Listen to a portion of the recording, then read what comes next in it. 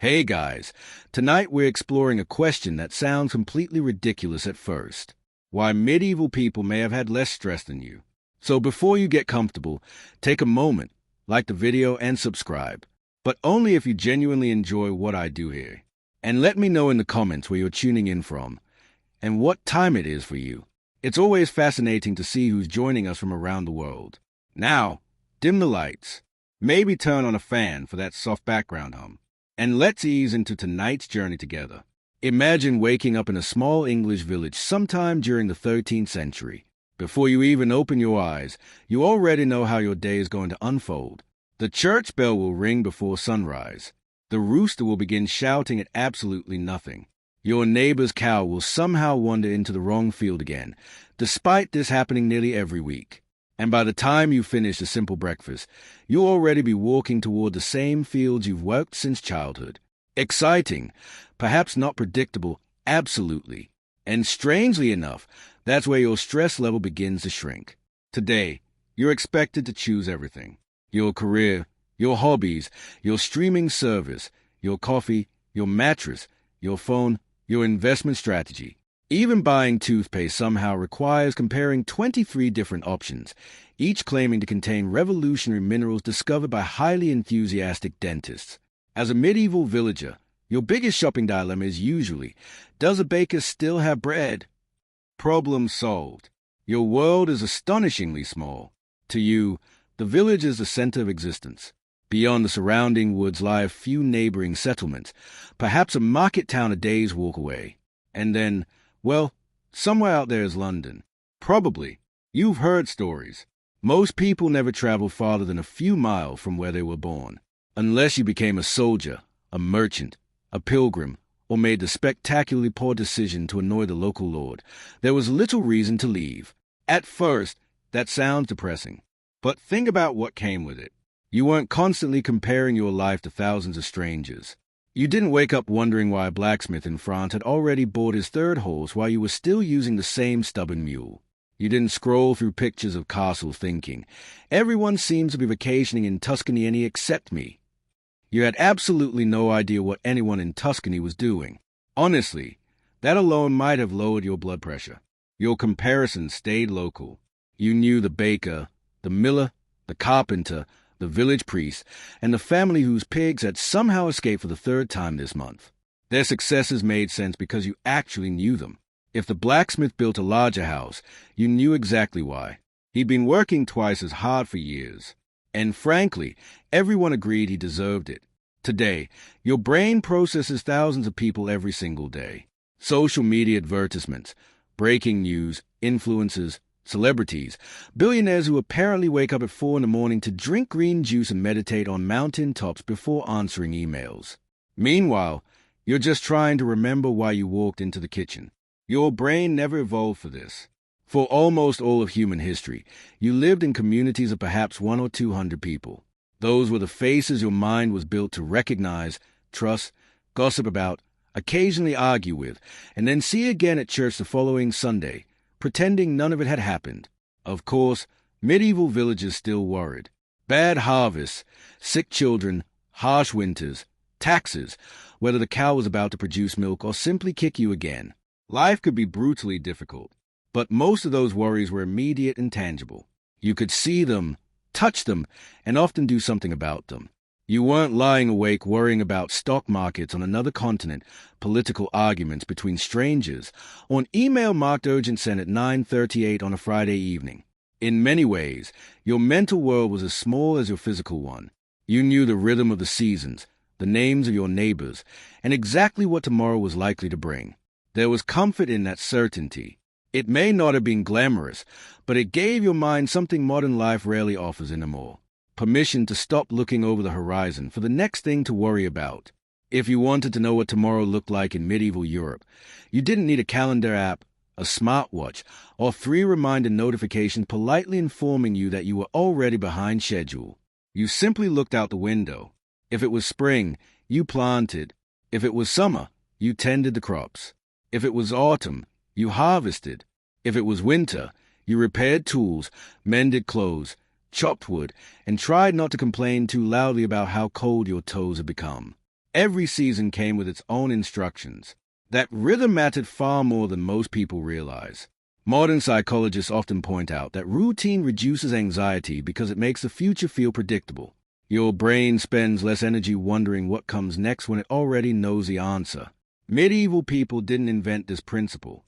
It simply became the structure of everyday life. The sun decided when your workday began. The church bell announced the important moments. The changing seasons dictated your priorities. Nature, rather than your inbox, was your manager. You didn't wake up asking yourself whether today was a perfect day to reinvent your career. You already had one. You didn't spend 45 minutes deciding whether to answer emails before breakfast or meditate first.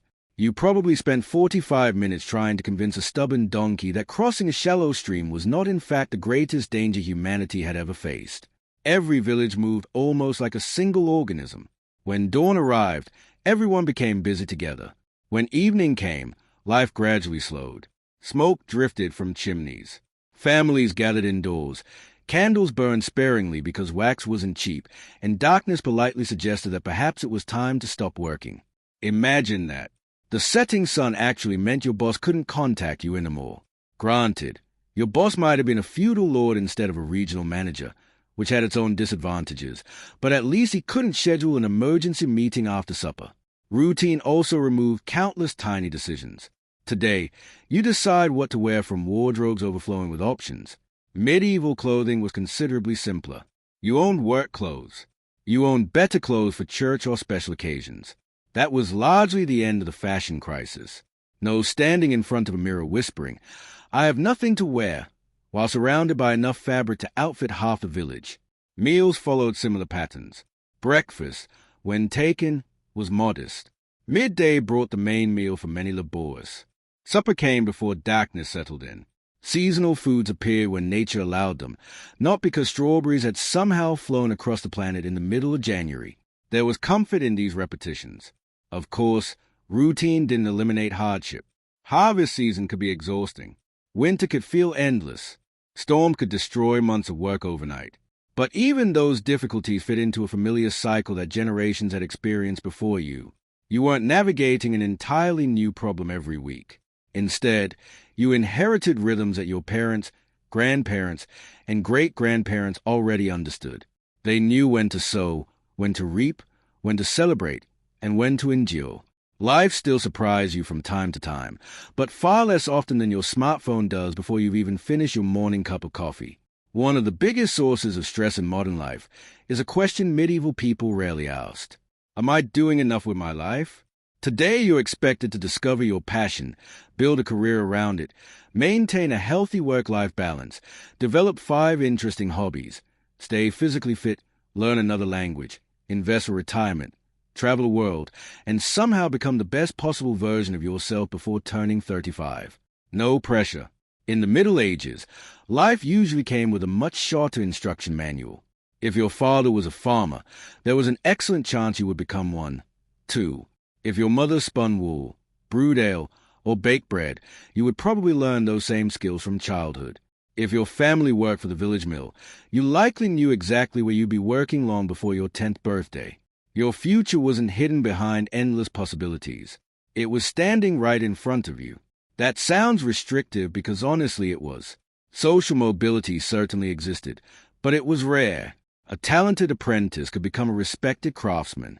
A clever boy might enter the church and receive an education. A fortunate merchant could build considerable wealth. Yet for most people, life followed familiar tracks that had existed for generations. Modern readers often focus on what medieval people lacked: freedom, opportunity, choice. Those are all fair observations. But fewer choices also meant fewer identity crises. You didn't spend years wondering whether farming truly reflected your authentic self. You were too busy trying to keep the chickens from eating next year's seeds. Your community also knew exactly who you were. You weren't expected to create a personal brand. You didn't need a carefully written biography explaining your values and career objectives. Nobody asked where you saw yourself in 5 years. If someone had, the answer probably would have been hopefully still alive and preferably with both cows. That was considered an ambitious yet realistic plan. Your identity came from relationships rather than achievements. You were someone's son or daughter, someone's husband or wife, someone's apprentice, someone's neighbor. Everyone knew your family, your reputation, and your place within the village. While that could feel limiting, it also provided something many people crave today: certainty. You belong somewhere. There was very little pressure to reinvent yourself every few years. Modern society often celebrates constant reinvention. New career, new city, new goals, new image, new version of yourself. It can be exciting. It can also be exhausting. The medieval world valued consistency far more than novelty. Becoming dependable earned greater respect than becoming famous. A trustworthy carpenter, an honest baker, or a skilled shepherd contributed far more to village life than someone constantly chasing the next exciting opportunity. Of course, this system had serious drawbacks. If you dreamed of becoming something entirely different, society could make that nearly impossible. Many people lived and died without ever escaping the circumstances of their birth. So, no, medieval life wasn't a paradise. But while you spend countless hours asking yourself who you should become, a medieval villager usually woke up already knowing exactly who they were. Oddly enough, certainty, even imperfect certainty, is remarkably calming for the human mind. If you had a bad day in the Middle Ages, there was a very good chance everyone in the village knew about it before sunset. Today, that sounds like a nightmare. Back then, it was often your safety net. Modern life celebrates independence. You're expected to solve your own problems, build your own career, manage your own finances, maintain your own mental health, and if possible, assemble your own furniture using instructions that appear to have been translated from ancient Latin by someone who had never actually seen a chair. Medieval life worked differently. You were rarely alone. Villages were small. Some contained only a few dozen families, while larger ones might have a couple of hundred people. You saw the same faces every single day. The baker wasn't a stranger behind a counter. The blacksmith wasn't just someone fixing your tools. The priest had probably baptized you, your parents, and possibly half your cousins. Everyone knew everyone, including everyone's business. Privacy was, let's call it, limited. If you argued with your husband, your neighbor probably heard it. If your goat escaped and ate someone's cabbage, the entire village would somehow know before lunchtime. If you tripped into a muddy ditch on the way home from the tavern, congratulations. You had just become next week's entertainment. Embarrassing, certainly lonely. Not often. When disaster struck, the community usually stepped in because survival depended on cooperation. If your house caught fire, neighbors formed bucket lines. If you became ill, relatives and nearby families often helped with harvesting your crops. If someone died, the village gathered not only for the funeral, but also to support the family left behind. Helping wasn't simply kindness. It was insurance. One day, you might be helping your neighbor repair his roof. Next winter, he might be helping you pull your wagon out of the mud after your horse decided it had suddenly forgotten how legs worked. This constant cooperation created something psychologists now recognize as one of the strongest protectors against chronic stress: social connection. Human beings evolved in tribes, not apartments where you can live next door to someone for 5 years and still only know them as a person who occasionally vacuums at strange hours. Medieval people couldn't disappear into isolation very easily. Sometimes they probably wished they could. Imagine trying to avoid awkward conversations when every path through the village passes directly by people who have known you since you were born. There was no pretending you were just keeping a low profile. Old Margaret would simply knock on your door and ask why she hadn't seen you at church, and she'd expect an answer. Of course, village life wasn't one endless festival of friendship. People argued over land, animals, inheritance, marriages, taxes, and whose pigs had once again wandered into someone else's vegetable patch. Grudges could last for years. Gossip spread faster than a horse at full gallop, and unlike today's rumors, there was no convenient mute conversation button. Yet, beneath all the disagreements existed something surprisingly valuable. You belonged. Whether you liked every member of your community or not, you were woven into it. People depended on you, and you depended on them. That sense of belonging gave many medieval villagers something modern psychologists consider essential for emotional well-being: the comforting knowledge that when life became difficult, you probably wouldn't face it entirely by yourself. Picture this. You spent the entire day working in the fields. Your back aches. Your boots are caked in mud. And you probably argue with at least one particularly stubborn sheep who continues to believe your vegetable garden belongs to him. The sun begins to sink toward the horizon, and something remarkable happens. Your workday actually ends. Not because you finished every task. There were always more weeds to pull, fences to repair, or tools to sharpen. It ends because nature has made a decision for you. Once darkness falls, trying to continue working becomes impractical unless you enjoy accidentally hitting your thumb with a hammer by candlelight. For most medieval people, daylight was the office clock. When the light disappeared, productivity naturally slowed. Today, work follows you everywhere. Your phone buzzes during dinner. Your laptop sits on the kitchen table. Your smartwatch gently reminds you that although you've just finished working for 9 hours, perhaps now would be an excellent time to answer one more email. Modern technology has quietly erased the boundary between work and rest. A medieval farmer had no such luxury or problem. No messenger arrived after sunset announcing, "Quick question," followed by 6 pages of additional responsibilities. No lord sent a pigeon requesting revisions to yesterday's harvest report before sunrise. And thankfully, there was no medieval version of this meeting could have been an email. When evening arrived, the entire village gradually shifted gears. Animals were fed. Tools were put away. Smoke rose from cottages as simple meals were prepared. Families gathered around the fire, sharing bread, pottage, cheese, or whatever the season had provided. Children listened to stories they had already heard dozens of times, but somehow still found entertaining. Adults repaired clothing, carved wooden tools, spun wool, or simply talked. Conversation wasn't competing with televisions. No one glanced at a glowing screen halfway through your story about the unusually ambitious goose that chased a blacksmith across the village green. If someone interrupted you, they had the decency to do it in person. Even sleep followed a healthier rhythm than many of us experience today. Without electric lighting, most people naturally became tired soon after darkness settled in. Historians believe many medieval Europeans practiced what is sometimes called segmented sleep, waking briefly during the night before falling asleep again. Whether or not that was universal, their bodies remained closely tied to natural light rather than artificial schedules. Your brain evolved for exactly this pattern. Sunlight tells it when to be alert. Darkness tells it when to slow down. Today, many of us confuse our brains by staring into bright screens until midnight and then wondering why sleep refuses to arrive. Apparently, your ancestors' greatest evening distraction was occasionally hearing someone outside yell, "Has anyone seen my pig?" Of course, medieval evenings weren't always peaceful. A storm might threaten the harvest. A sick child could keep an entire household awake. Winter nights were long, cold, and sometimes filled with worry. But there was still one enormous difference from modern life. Rest wasn't something you had to schedule. It arrived every evening with the setting sun, quietly reminding you that tomorrow's work could wait until tomorrow. If you walked into a medieval home and asked, "So, what are my options today?" the answer would probably be wonderfully short. You can eat what's in the pot. You can wear what's hanging on that peg. You can do the work that needs doing. That's about it. Modern life is built on choice. We like to think more choices automatically make us happier. But psychologists have discovered something called the paradox of choice. Once you have too many options, your brain starts working overtime. Instead of feeling free, you begin worrying that you've chosen the wrong one.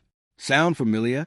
You spend 15 minutes deciding what film to watch, only to spend the entire evening scrolling through trailers instead. Congratulations!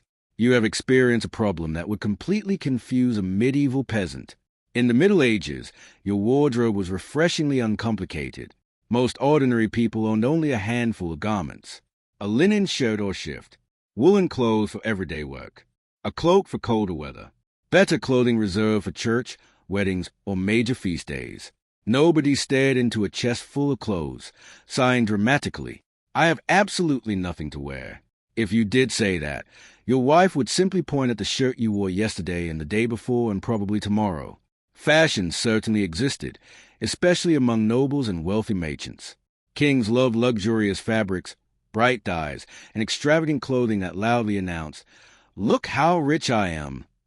But for the vast majority of society, practicality won every time. The same simplicity applied to food.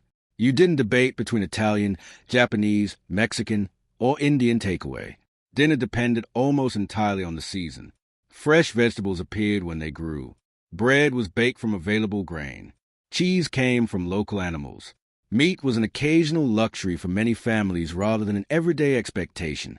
You ate what nature provided, not what happened to be on special offer after comparing 14 restaurant reviews. Even careers involve remarkably few decisions. Most children learn the occupation of their parents or entered apprenticeships arranged through family connections.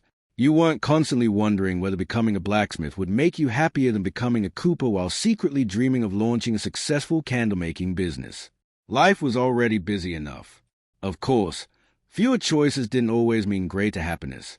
Sometimes people desperately wanted opportunities they could never have. A gifted farmer might have dreamed of becoming a scholar. A talented girl might have wished to become a physician.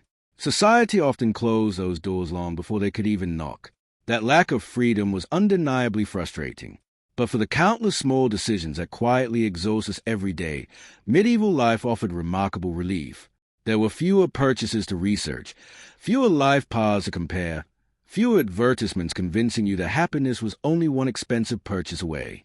Nobody tried selling you a revolutionary new wooden bucket that would completely transform your lifestyle. Your old bucket carried water just fine. Perhaps that's the greatest irony. Medieval people earned far less than we do. Yet, they also spent far less time wondering whether they should own something different. Their minds were occupied by living life, not constantly optimizing it. Sometimes having fewer options leaves far more room for peace. Imagine waking up one morning to discover that your crops have begun to fail. The weather has been strained for weeks. Your youngest child has developed a fever. The village well tastes a little different. Nobody knows exactly why any of it is happening. Today, you would probably do what most of us do. Search the internet. 5 minutes later, you've somehow convinced yourself that your tomatoes have an exotic fungus previously seen only on one remote island. Your headache is definitely something catastrophic, and your symptoms match 17 different illnesses that all require immediate attention.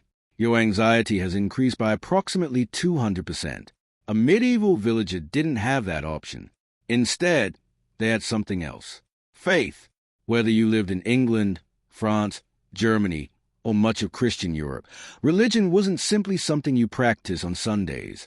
It was a framework that explained almost everything around you. Good harvest, bad harvest, storms, illness, recovery, birth, death, even the changing seasons all fit into a larger story that people understood from childhood. Life might not always make sense, but it always had meaning. Modern psychology has repeatedly found that uncertainty is one of the greatest drivers of stress. Humans are surprisingly good at coping with hardship when they believe there's a purpose behind it. What truly unsettles us is feeling that suffering is random, meaningless, or completely beyond explanation. For medieval people, uncertainty often had an answer. Perhaps God was testing your patience. Perhaps your village needed repentance. Perhaps this hardship would eventually lead to something better. Whether those explanations reflected objective reality isn't the point. The important part is that they offered emotional stability. Your mind wasn't endlessly chasing unanswered questions. It had somewhere to rest. Religion also filled the calendar with comforting rituals. Church bells marked the hours. Weekly services brought the community together. Imagine waking up tomorrow with one enormous realization. You no longer have to impress anyone. Not your boss, not strangers on the internet, not people from secondary school who somehow appear to own free holiday homes despite barely passing mathematics. In medieval society, your place in the world was usually decided long before you were old enough to worry about it. If you were born into a farming family, you were expected to farm. If your father was a carpenter, there was a good chance you'd spend your childhood learning how to shape timber instead of wondering whether you should become a motivational speaker. If your family belonged to the nobility, your responsibilities were different, but they were just as clearly defined. For most people, there wasn't an endless ladder waiting to be climbed. There was simply life. That sounds unfair because in many ways it absolutely was. A peasant couldn't simply decide to become a wealthy merchant overnight. A poor family couldn't usually send every child to university. Society placed firm limits on opportunity, and those limits could feel frustrating. But there was an unexpected side effect. You spent far less time measuring yourself against impossible standards. Today, comparison had become almost a full-time occupation. Someone your age has already started a successful company. Someone else has run a marathon. Someone is renovating a beautiful house while somehow still finding time to bake artisan bread and upload photographs of it before breakfast. Meanwhile, you're celebrating because you remembered where you left your keys. Modern life constantly introduces you to people who appear more successful than you. Your brain quietly keeps score. Medieval villages had much smaller scoreboards. You compared yourself to people you actually knew. The blacksmith, the miller, the local priest, the wealthiest farmer. Their lives weren't carefully edited highlights designed to make every ordinary Tuesday look extraordinary. You saw the whole picture. You knew the blacksmith had injured his shoulder last winter. You knew the miller's roof leaked whenever it rained. You knew the wealthy farmer also had 6 children constantly eating everything in sight. Reality balanced comparison.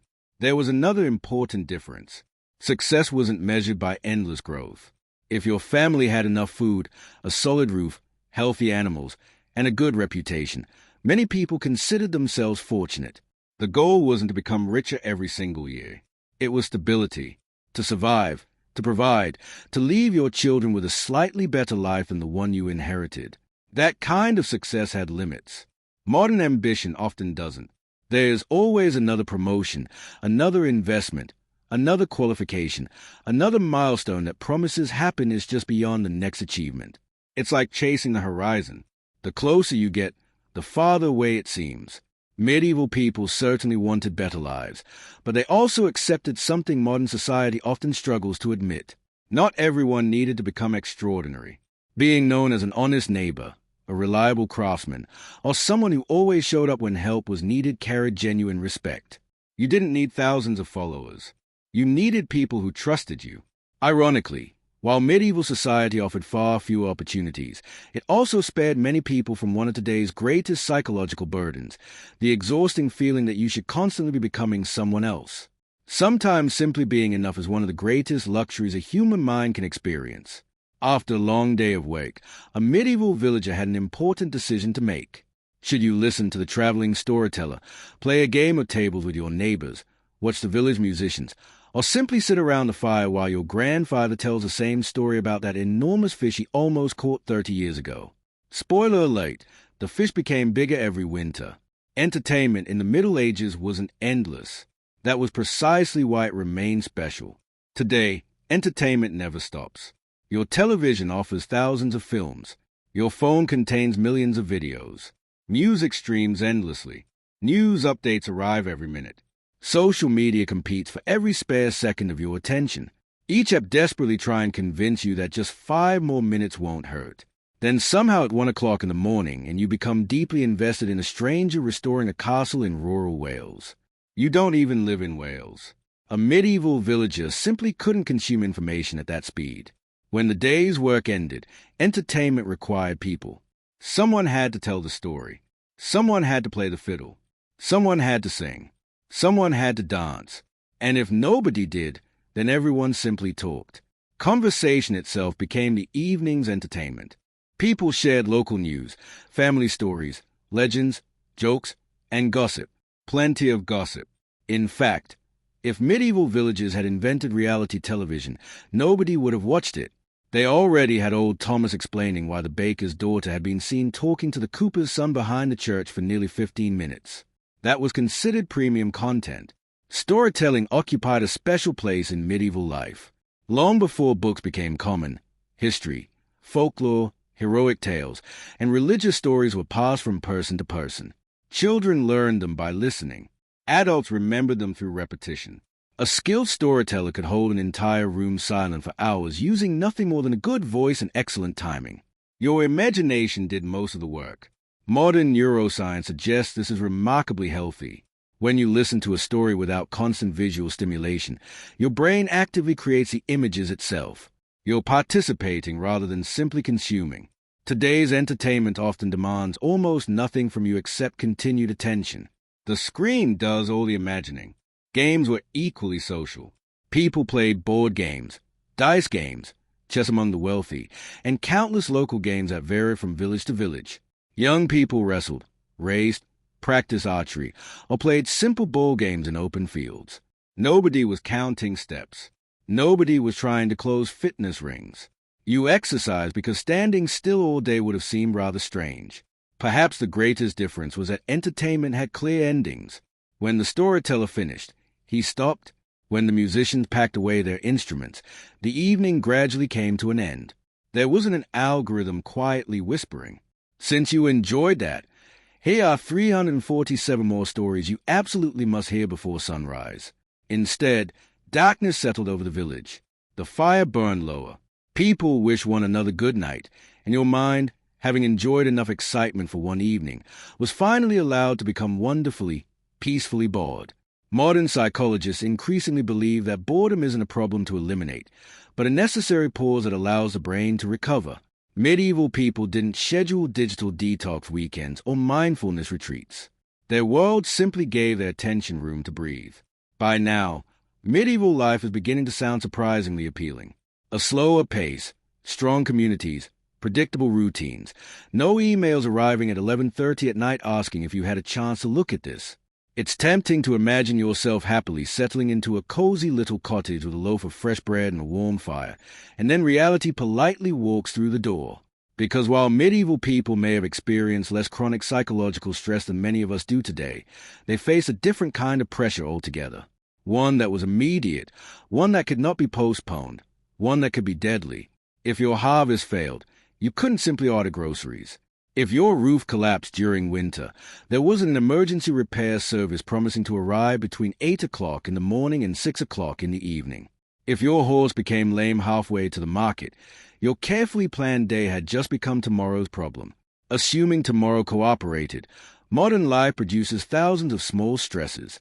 Medieval life produced fewer but much larger ones. The difference is important. Today, your heart rate might spike because you've forgotten a password for an account you haven't used in 3 years. A medieval farmer's heart rate spiked because dark clouds appeared just before harvest, threatening to destroy months of work in a single afternoon. One problem was inconvenient. The other determined whether your family would have enough food during winter. Even ordinary accidents carried enormous consequences.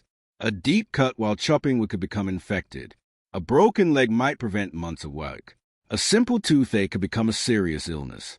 Suddenly, that terrifying annual visit to your dentist doesn't seem quite so unreasonable. You still won't enjoy it. But at least nobody is recommending that the treatment involve hot iron and enthusiastic prayers. Life expectancy also shaped people's outlook. Death was far more visible than it is today. Children sometimes died young. Diseases spread quickly. Mothers faced significant dangers during childbirth. Families became painfully familiar with grief in ways that are difficult for most modern societies to imagine. Yet, strangely, this constant awareness of mortality sometimes encouraged a different perspective. Life felt fragile. That made ordinary moments matter more. Religious festivals, family meals, successful harvests, healthy children. These weren't taken for granted. They were celebrated because everyone understood how quickly circumstances could change. Modern people often postpone happiness. I'll relax after this project. I'll enjoy life once I get promoted. I'll spend more time with family next year. The finish line keeps moving. Medieval people couldn't always afford that illusion. Tomorrow was never guaranteed. So when the village gathered for a feast, people laughed. When musicians played, they danced. When friends shared ale around the fire, they stayed a little longer. Not because life was easy, but because they knew exactly how difficult it could become. Perhaps that's the greatest lesson hidden beneath medieval life. Their world wasn't calmer because it lacked suffering.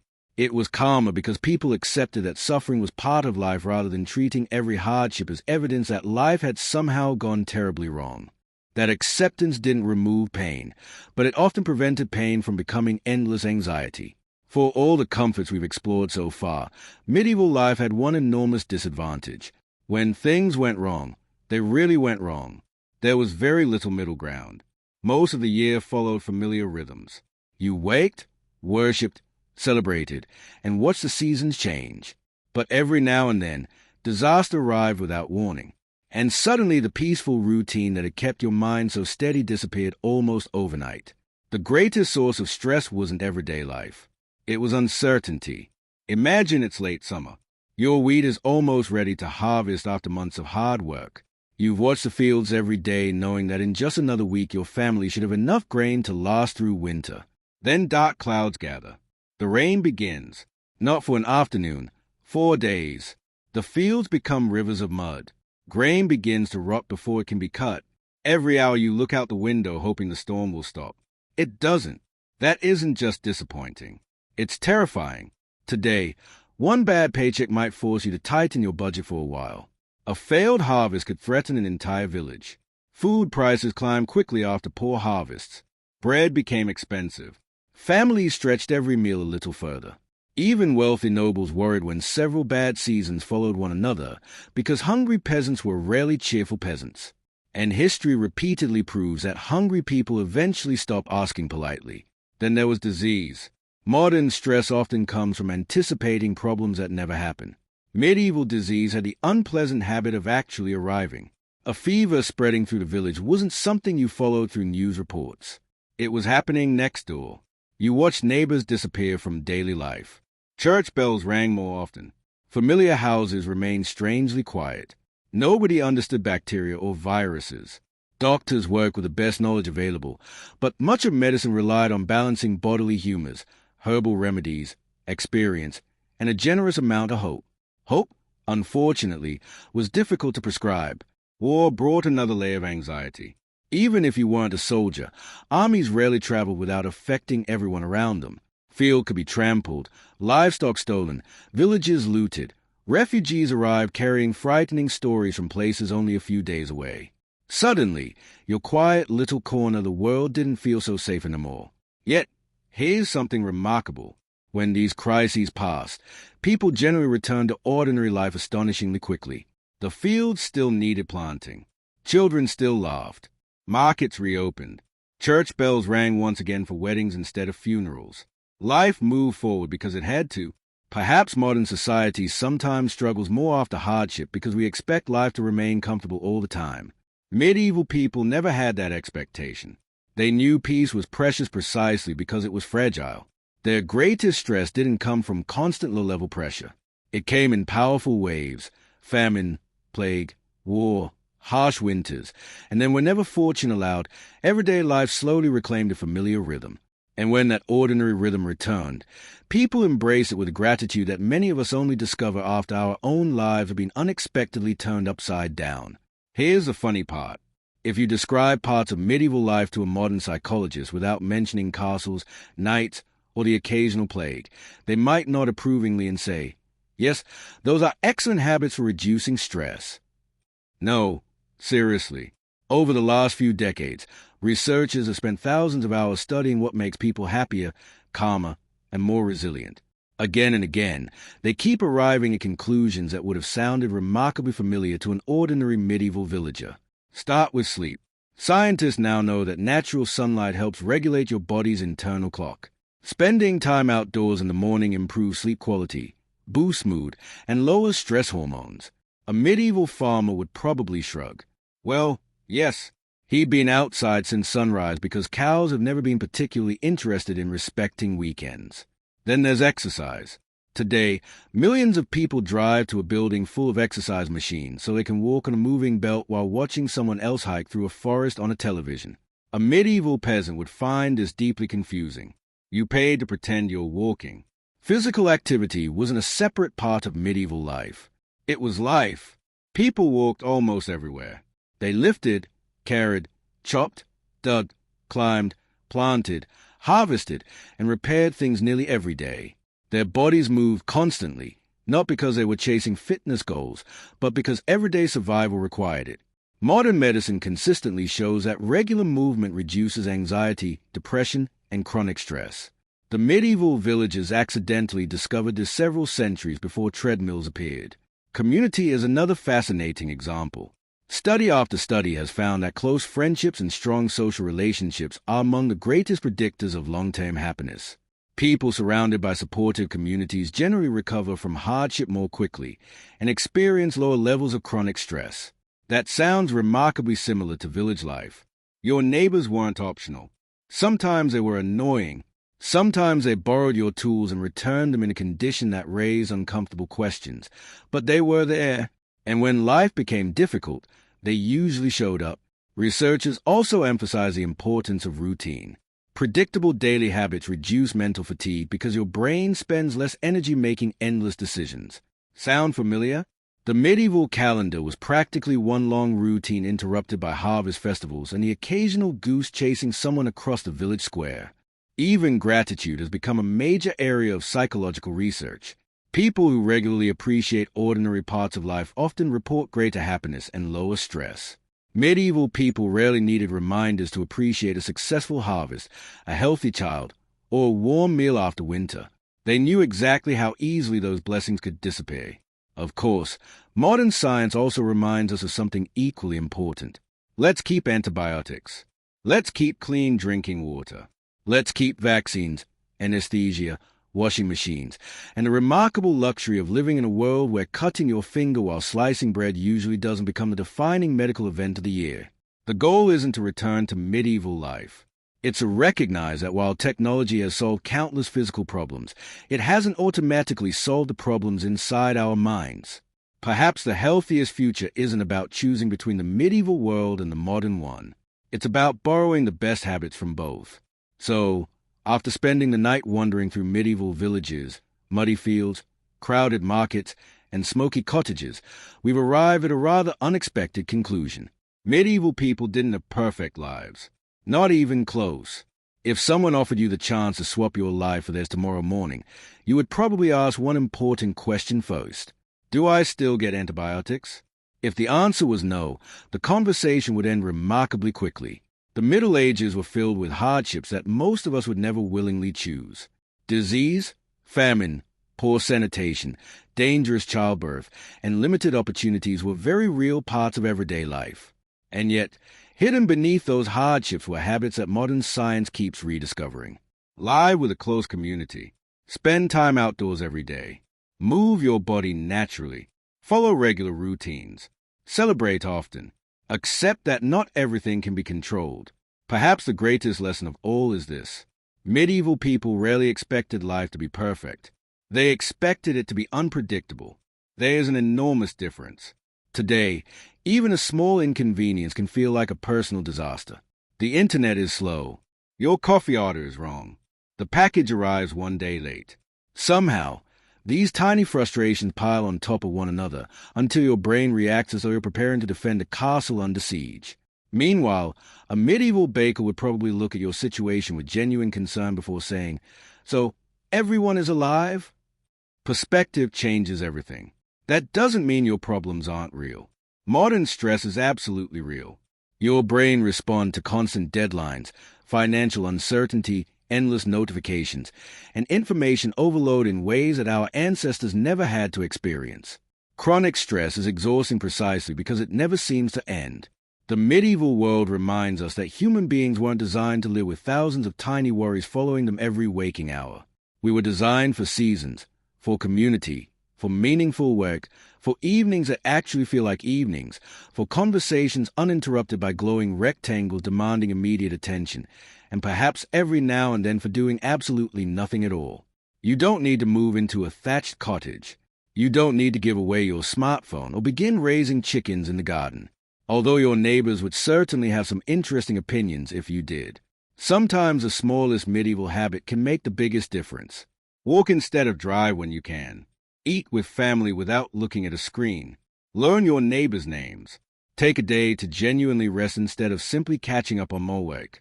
Let the seasons slow you down instead of constantly trying to outrun them. History isn't only a story about how far we've come. Sometimes it's a quiet reminder of what we've left behind. And perhaps the secret to feeling a little less stress isn't hiding in some revolutionary new invention waiting just around the corner. Perhaps it's been waiting for centuries in the peaceful rhythm of a medieval village, patiently reminding us that a good life has never been measured by how busy we are, but by how fully we live the ordinary moments in between. Long before the first rays of sunlight climb over the mountains of Central Asia, your day has already begun. You don't wait because an alarm rings. You wait because thousands of years of experience have taught caravan leaders that the coolest hours belong to travelers. Every minute spent sleeping after dawn means another minute walking beneath a merciless afternoon sun. Whether you are crossing the Tarkin Desert, the Iranian Plateau, or the windswept steppes near Samarkand, the rule remains the same. Leave early or suffer later. Your eyes slowly open beneath a wool blanket, stiff with the night's chill. Desert nights have a habit of reminding you that yesterday's blazing heat was only temporary. The stars still hang overhead, brighter than anything you have probably seen in the modern world. There are no cities nearby, no electric lights, no airplanes crossing the heavens, only silence interrupted by the occasional grunt of a camel that clearly disagrees with the concept of mornings. Around you, the camp is little more than scattered shadows. Merchants from China sleep beside Persian traders.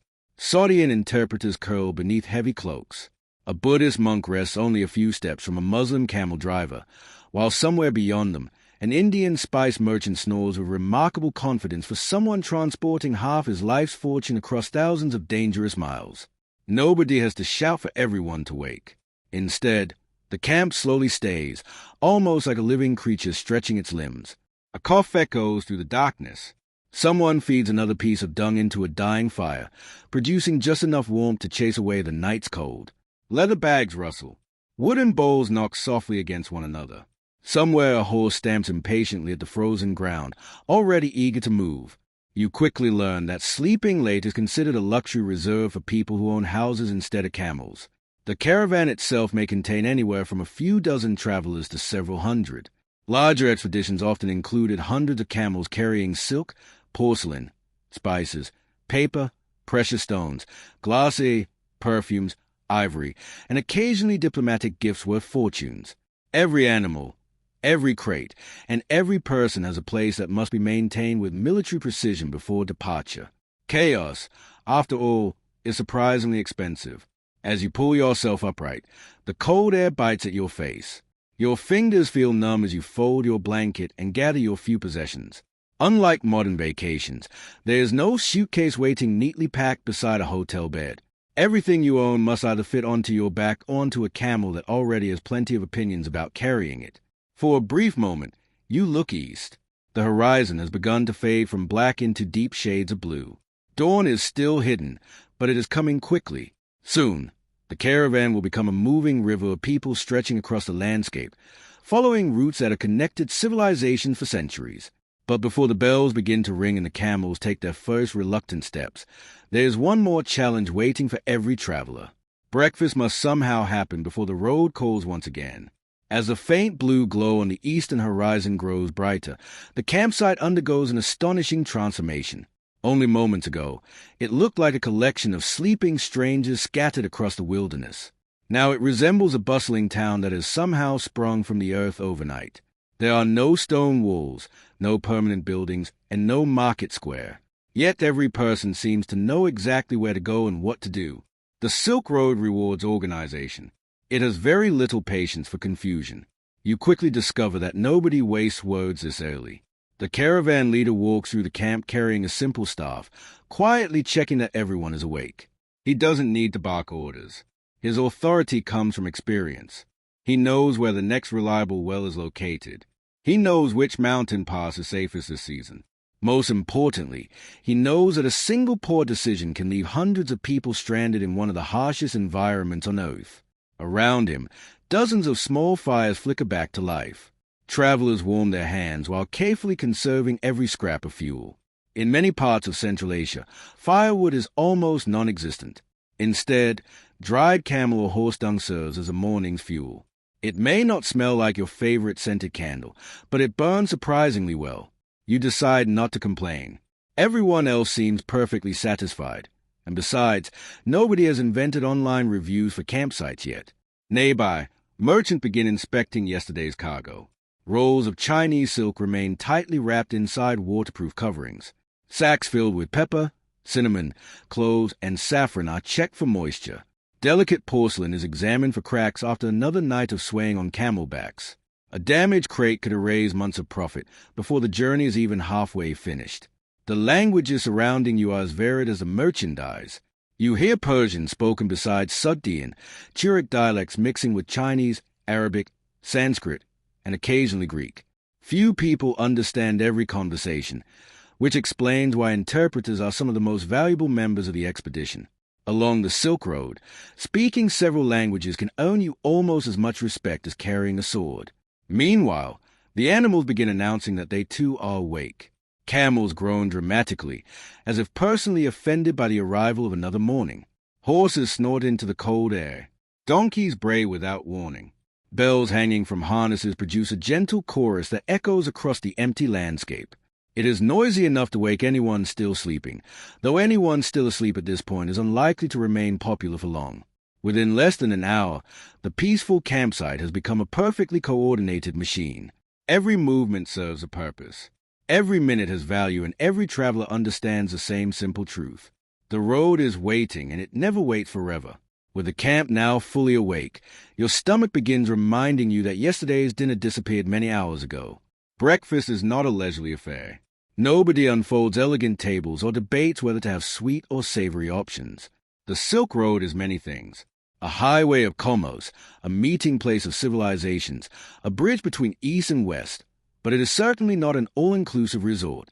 The meal must be quick, nourishing, and easy to carry. Depending on where your caravan is traveling, breakfast looks surprisingly different.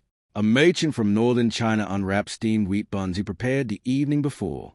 A Persian trader tastes pieces from a flat loaf of bread, dipping them into soft cheese made from sheep's milk.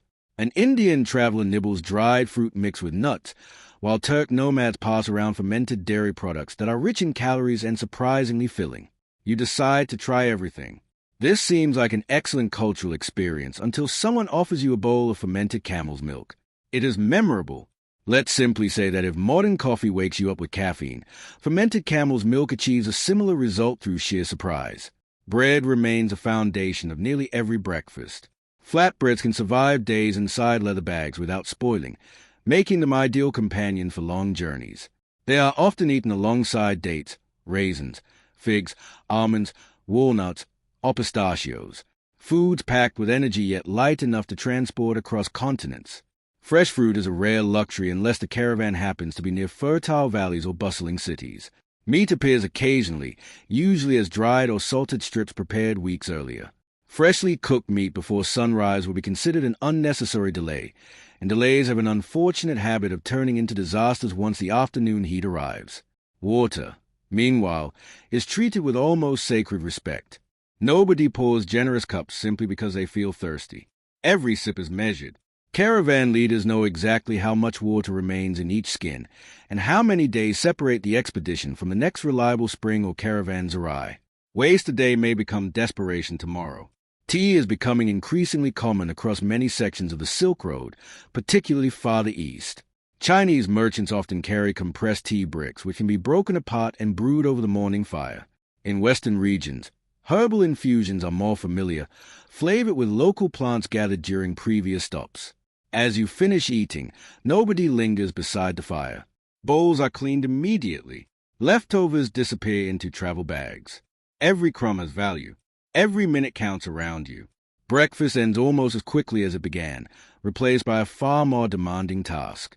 Hundreds of camels are waiting to be loaded, and not one of them has volunteered to make the job easy. Breakfast is over, but the hardest work of the morning has only just begun. You turn toward the long line of camels and suddenly understand why experienced Silk Road merchants respected these animals while simultaneously questioning every life choice that had brought them here. The camels are sitting quietly for the moment, legs folded beneath them like enormous ships resting in harbor. They appear peaceful enough, chewing thoughtfully as though contemplating philosophy. Do not be fooled. The instant someone starts fastening cargo onto their backs, many reveal personalities that range from mildly stubborn to deeply offended. A loud groan rolls across the camp. Another camel answers. Within seconds, it sounds as though the entire caravan has formed a committee dedicated to complaining about mornings. Unlike horses, which carried riders into battle, the Bactrian camel was built for endurance. With its two humps storing fat reserves rather than water, it could travel for days across deserts and freezing mountain passes while carrying loads that often exceeded 400 pounds, thick fur protected from bitter winter winds in Central Asia, while broad padded feet spread its weight across loose sand, making it one of the greatest transportation innovations long before anyone imagined a wheel on an 18-wheeler. Every load must be carefully balanced. A crate of Chinese porcelain cannot simply be thrown onto one side while sacks of pepper hang from the other. If the weight is uneven, the animal becomes uncomfortable, stumbles more easily, and may even throw off its cargo during the journey. A single broken chest of porcelain or shattered glassware could represent the profits of an entire year. Experienced camel handlers know exactly where everything belongs. Heavy goods sit low against the animal's sides. Fragile merchandise is wrapped in layers of felt, leather, straw, or woven cloth to cushion every step. Silk is protected from moisture. Spices are sealed against dust. Precious stones, coins, and official documents are usually kept much closer to their owners than anyone else realizes. A wise merchant never advertises exactly where his fortune is hidden. The loading process follows a surprisingly strict order. First come the trade goods, then tents, cooking equipment, tools, spare harnesses, water skins, and food supplies. Finally, personal belongings are squeezed into whatever space remains. If you packed an unnecessary luxury, this is a moment you regret it. That extra blanket suddenly seems less essential when your camel looks at you with the expression of an overworked employee contemplating resignation. Not every camel carries merchandise. Some transport elderly travelers or children. Others carry scribes responsible for recording transactions, physicians with herbs and medicines, or armed guards whose weapons remain within easy reach. Larger caravans often include blacksmiths capable of repairing broken metal fittings, veterinarians who understand animal care, and cooks responsible for feeding dozens or even hundreds of people each evening. The camp slowly empties as each loaded camel rises to its feet. Watching one stand is an event in itself. First, the hind legs straighten, pitching you alarmingly forward.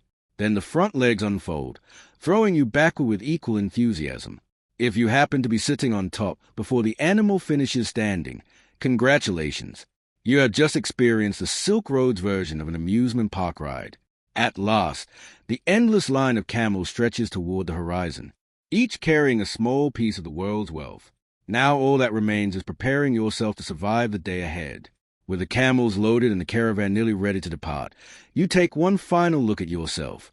Not because you're hoping to impress anyone. After all, the only audience likely to judge your appearance is a camel that has already expressed its disappointment several times this morning. No, your clothing has a far more important purpose than fashion. Along the Silk Road, what you wear can determine whether you arrive safe at the next city or become another cautionary tale told around evening campfires. You begin with your innermost layer, usually a simple linen or cotton tunic.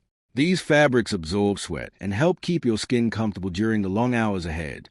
Wealthier merchants might wear softer, finely woven cloth imported from distant regions, while ordinary caravan workers settle for rougher fabrics that prioritize durability over elegance. Nobody is handing out awards for best dressed traveler in the middle of the Gobi Desert. Over the tunic comes a heavier robe made from wool or thick woven cloth. At first, wrapping yourself in layers before walking beneath the blazing sun seems completely backwards. Surely less clothing means less heat. Not quite. Loose robes create pockets of air that slow the sun's relentless assault while shielding your skin from ultraviolet rays, blowing sand, and biting winds. Across the deserts of Asia, covering yourself is often cooler than exposing yourself. It is one of those lessons travelers learn quickly or painfully. Around your waist, you tighten a broad leather belt. This is far more than something preventing your robe from falling dramatically at the worst possible moment. The belt carries your daily essentials. A small knife for cutting food or repairing ropes. A leather pouch containing coins from several different kingdoms. A flint striker for making fire. Perhaps a wooden spoon and occasionally a small personal charm believed to bring good fortune. Superstition travels just as efficiently as silk. Your feet deserve particular attention. Modern hiking boots would certainly make life easier, but they are still many centuries away. Instead, you wear sturdy leather boots or thick sandals depending on the region and season. The soles are reinforced against sharp rocks and thorny plants, while strips of cloth wrapped around the feet help reduce blisters. Because once a blister becomes infected several hundred miles from the nearest physician, your travel itinerary suddenly becomes much less flexible. Finally comes a head covering. Whether it is a felt cap, a wrapped turban, or a fur-lined hat, in colder climates, protecting your head is essential. The same route that freezes before sunrise may become unbearably hot by midday. Travelers often adjust their head coverings throughout the day, loosening cloth to allow airflow or wrapping it tightly when desert winds begin throwing sand into every available opening, including ones you were previously unaware existed. As you finish dressing, you glance around the caravan. Chinese merchants wear long robes fastened neatly across the chest. Persian traders favor flowing garments with colorful belts. Turk horsemen dress in practical riding coats, while Tibetan travelers prepare for mountain cold with heavy wool and fur. Despite their differences, they all share the same understanding. Out here, clothing is not a statement of style. It is a piece of survival equipment. Every bit as important as a water skin hanging from your saddle, or the camel patiently waiting to carry you toward another uncertain day across Asia, the caravan is almost ready to leave. Yet, one final pause settles over camp. It isn't caused by forgotten cargo or an escaped camel. Instead, hundreds of travelers take a few quiet moments for themselves before another day on the road begins.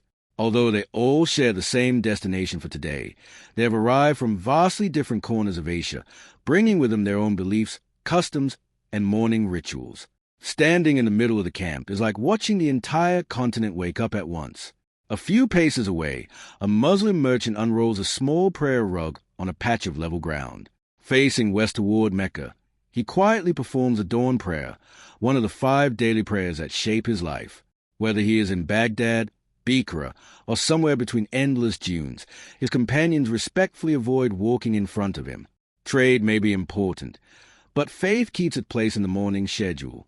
Nearby, a Buddhist monk sits cross-legged with remarkable stillness. His possessions could fit inside a single bundle, yet his calm presence somehow fills more space than the heavily loaded wagons beside him. He softly recites verses while turning a string of prayer beads through his fingers, preparing his mind before preparing his feet. Across the camp, a Neastrian Christian from Mesopotamia quietly traces a sign of the cross before eating the last piece of flatbread from his breakfast. Not far away, a Zoroastrian trader from Persia faces a growing light in silent reflection, offering prayers associated with truth and the sacred order of the world. The rising sun reminds him of divine light, though he does not worship the sun itself, as outsiders sometimes mistakenly believed. Chinese merchants begin their morning differently. Some burn a pinch of fragrant incense before a small travel shrine dedicated to their ancestors or the protective deities believed to watch over merchants. Others simply bow respectfully toward a wooden tablet tucked carefully inside their luggage. Along the Silk Road, family remained close even when home was thousands of miles away. Then there are the practical rituals. Camel drivers inspect their animals' hooves one last time. Horsemen tighten saddle straps. Caravan guards sharpen sword edges with smooth whetstones while checking bowstrings for signs of wear. Physicians sort through bundles of dried herbs, making sure precious medicines remain dry after the cold night. Even experienced cooks quietly count flour, salt, and dried fruit before the supplies disappear beneath layers of cargo. You begin developing your own morning ritual. First, you stretch your aching shoulders. Sleeping on the ground has introduced muscles you never realized existed. Then, you double-check your water skin, adjust your belt, and count your belongings for what feels like the 10th time. Nothing has gone missing, but everyone else keeps checking. So, you decide that paranoia is probably part of the local culture. Nobody laughs at these habits. Experience has taught every traveler that small routines prevent large disasters. A loose strap discovered now is far better than discovering it after a chest of porcelain crashes onto a rocky mountain trail. As the first golden rays finally spill across the landscape, the camp grows quiet once more. The rituals are finished. The road is calling again. The sun has finally climbed above the horizon, painting the mountains in shades of gold, but nobody gives the order to depart just yet. A successful Silk Road caravan never simply picked a direction and hoped for the best. Hope, while comforting, had a terrible reputation for getting people lost. Instead, the caravan leader gathers his senior merchants, scouts, camel masters, and armed guards for one final discussion before the day's journey begins. It is less like a grand military council, and more like an experienced group of people comparing every piece of information they have collected over the past several days. One scout reports that the river crossing ahead is still possible after last week's rain. Another warns that a section of mountain trail has partially collapsed, forcing caravans to take a longer route through a nearby valley. The extra distance is inconvenient, but considerably preferable to watching several hundred camels discover the meaning of gravity all at once. News travels surprisingly fast along the Silk Road. Every caravanserai, every market, every isolated village becomes an information exchange. Merchants rarely arrive carrying only goods. They also bring stories.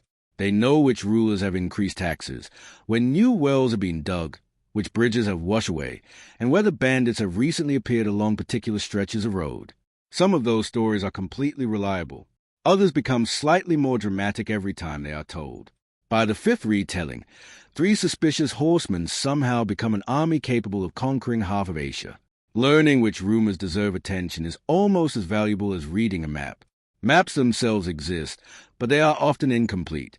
Most are hand-drawn and represent only portions of the vast network stretching from China to the Mediterranean. Even the finest maps cannot tell you whether yesterday's sandstorm buried a familiar landmark or whether spring floods have turned a peaceful stream into a dangerous torrent. That knowledge belongs to the people who travel the road. The caravan leader studies the sky almost as carefully as the landscape. High, thin clouds drifting from the west may signal changing weather. Strong morning winds could mean an afternoon dust storm is approaching. Experienced travelers notice details that newcomers overlook entirely. The behavior of birds, the direction of smoke from distant camps, even the smell carried on the breeze.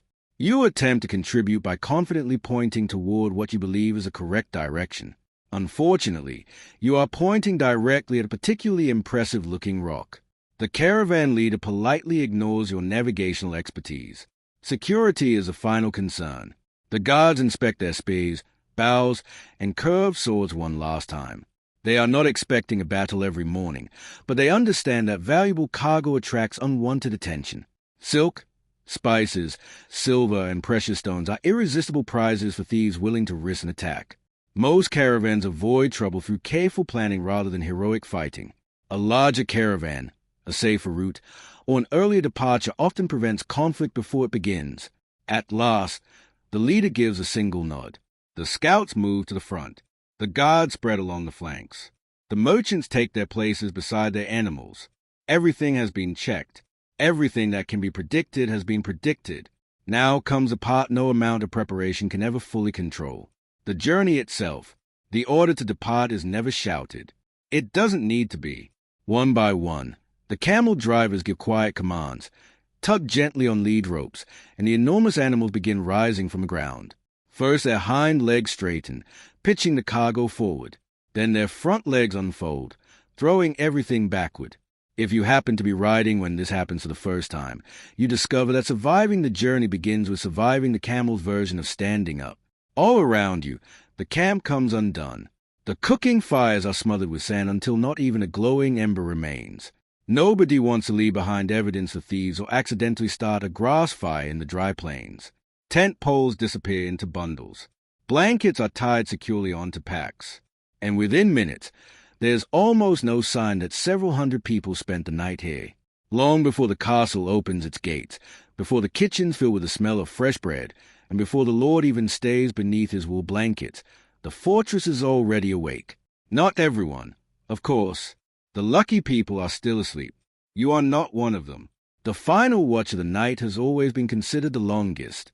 Standing atop the curtain wall in the hours before dawn, you stamp your feet against the cold stone to keep the feeling in your toes. Medieval castles are magnificent to look at from a distance, but they have an unfortunate habit of letting winter winds explore every crack and corner. Even in summer, the hours before sunrise can be surprisingly chilly. The world beyond the walls is almost completely silent.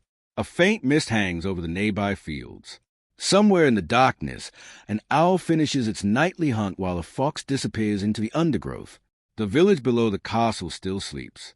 Its cottage is nothing more than dark outlines beneath a blanket of stars. There are no glowing street lights, no distant hum of traffic, no comforting buzz of electricity, only the occasional crackle of a dying torch and the sound of the wind brushing against the battlements. You pause beside one of the towers and peer into the darkness. Every few minutes, your eyes scan the roads leading toward the castle. Merchants sometimes arrive before sunrise, hoping for an early start. Messengers carrying urgent news often travel through the night. Less welcome visitors, bandits, raiders, or enemy scouts, also prefer darkness. Fortunately, tonight the roads remain empty. Still, the watch cannot relax. A medieval castle survives because someone is always paying attention. Down in the courtyard, only a handful of lanterns still burn. Most of yesterday's fires have faded into glowing embers. The great hall is quiet, the stables peaceful, except for the occasional snort from a horse dreaming of greener pastures, or perhaps simply dreaming of not carrying armored knights all day. Frankly, the horse is a reasonable point. The castle itself seems almost asleep, yet appearances can be deceiving. Inside the gatehouse, the night guards quietly exchange information with the men who will soon replace them. In the chapel, an elderly priest has already risen for his morning prayers. Somewhere in the kitchens, one of the senior cooks is beginning to stir, knowing that feeding more than 100 people cannot be accomplished in the last 10 minutes before breakfast. Life inside a castle never truly stops. Even while nobles sleep beneath heavy feather beds, dozens of servants continue working through the darkness. Stable boys check valuable horses. Bakers prepare dough before the ovens are lit. The castle physician may spend the night tending a sick servant or treating a wounded soldier who arrived after sunset. Every hour belongs to someone. As the eastern horizon slowly changes from black to deep blue, the first rays of dawn begin creeping across the countryside.